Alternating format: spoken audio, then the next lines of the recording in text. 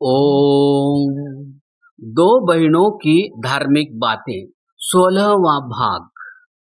अभिवादन, पर्दा प्रथा एवं उचित भोजन।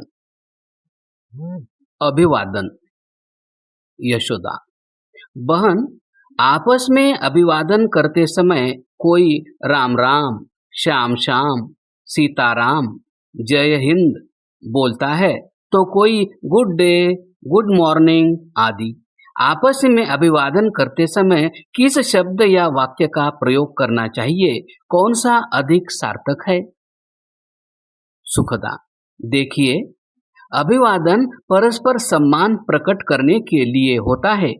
मिलने पर या प्रातः सायं परस्पर अभिवादन करना सभ्यता की पहचान है। इससे जहाँ व्यक्तियों में नम्रता का संस्कार बनता है, वहाँ साथ ही परिवार और समाज में परस्पर आदर भाव तथा भ्रातृभाव बढ़ता है। समान स्तर के व्यक्तियों को परस्पर हाथ जोड़कर नमस्ते वाक्य कहना चाहिए। इसका अर्थ है मैं, ते, आपका, नमः आदर करता हूँ। इससे अधिक सार्थक कोई शब्द या वाक्य नहीं है। बच्चों या छोटों को माता पिता, गुरु आदि बड़ों को चरण स्पर्श पूर्वक नमस्ते या प्रणाम कहना चाहिए। साधारणतः नमस्ते का प्रयोग सभी छोटे बड़े परस्पर कर सकते हैं। इसमें छोटे बड़े का कोई भेद नहीं है।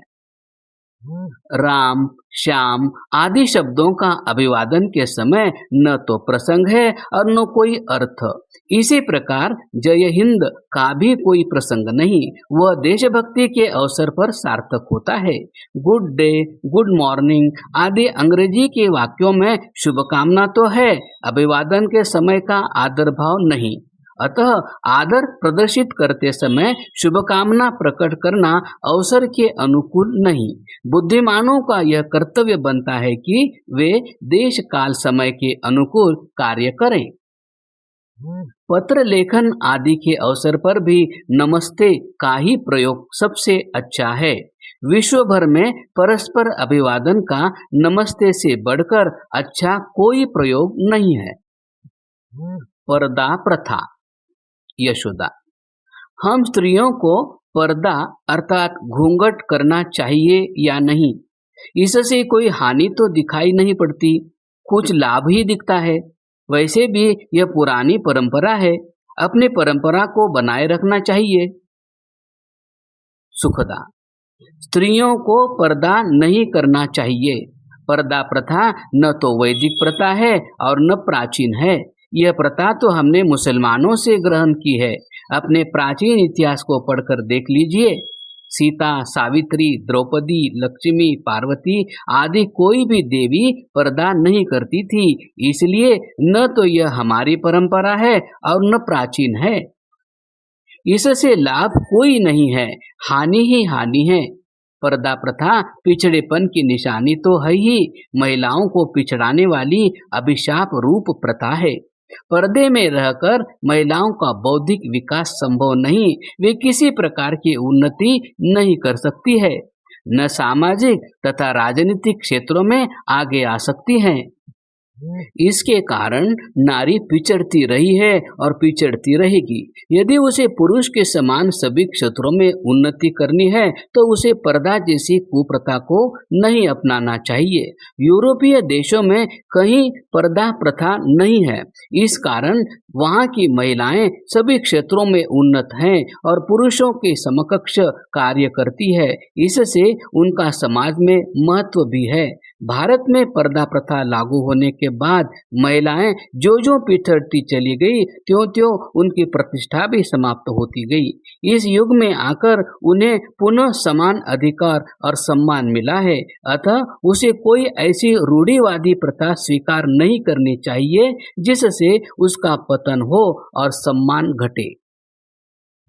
कुछ लोग कहते हैं कि दुष्ट लोगों की बुरी दृष्टि से बचने के लिए पर्दा उपयोगी है। उनको यह ध्यान रखना चाहिए कि नारी का आत्मबल और पवित्र भाव ही उसको सुरक्षित रख सकता है, अन्य बाहरी उपाय नहीं। अतः पर्दा जैसी कुप्रथाओं को छोड़कर नारी को संस्कार दृढ़ बनाने का यत्न करना चाहिए। भोजन कैसा हो?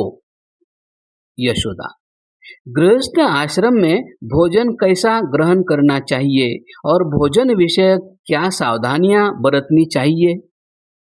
सुखदा, गृहस्थ आश्रम में बच्चों बड़ों सभी को संतुलित और शाकाहारी भोजन लेना चाहिए। संतुलित भोजन से अभिप्राय है जिस आहार से शरीर के लिए आवश्यक सभी पोषक तत्वों की पूर्ति हो जाए तथा जो पचकर रस में परिवर्तित हो जाए। बहुधा देखने में आता है कि लोग गरिष्ठ पौष्टिक भोजन पर विशेष बल देते हैं और मौका मिलते ही पेट भर कर खाते हैं। यदि वह भोजन पचकर रस नहीं बनता तो वह शरीर में विजातीय द्रव्य उत्पन्न कर रोग का कारण बनता है। गृहस्थों को कुछ स्निग्ध भोजन जैसे घी, पेय, दूध, दही आदि का यथोचित मात्रा में प्रयोग करना चाहिए। यह ध्यान रखना चाहिए कि भोजन में विविधता होनी चाहिए ताकि विभिन्न पदार्थों से सभी पोषक तत्व शरीर को प्राप्त होते रहें।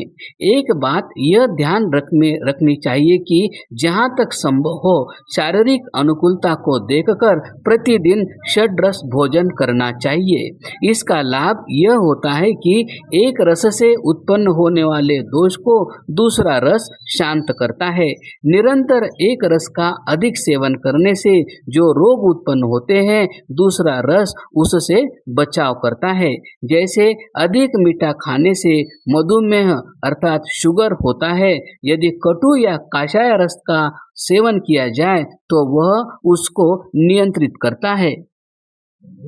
आयुर्वेद के अनुसार 6 रस है: मधुर, कटु, लवण, तिक्त, कषाय, अम्ल।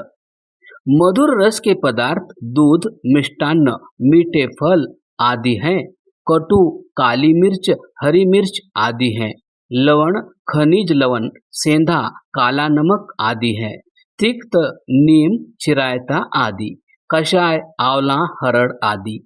आम्ल नींबू, मौसमी, संतरा, दही, छाछ आदि। किंतु इसके साथ यह सावधानी रखनी चाहिए कि प्रयत्न करके सात्विक पदार्थों का भोजन में प्रयोग करें। राजसिक लाल मिर्च आदि, तामसिक प्याज आदि का प्रयोग न करें, क्योंकि जैसा खाए अन्न वैसा होवे मन।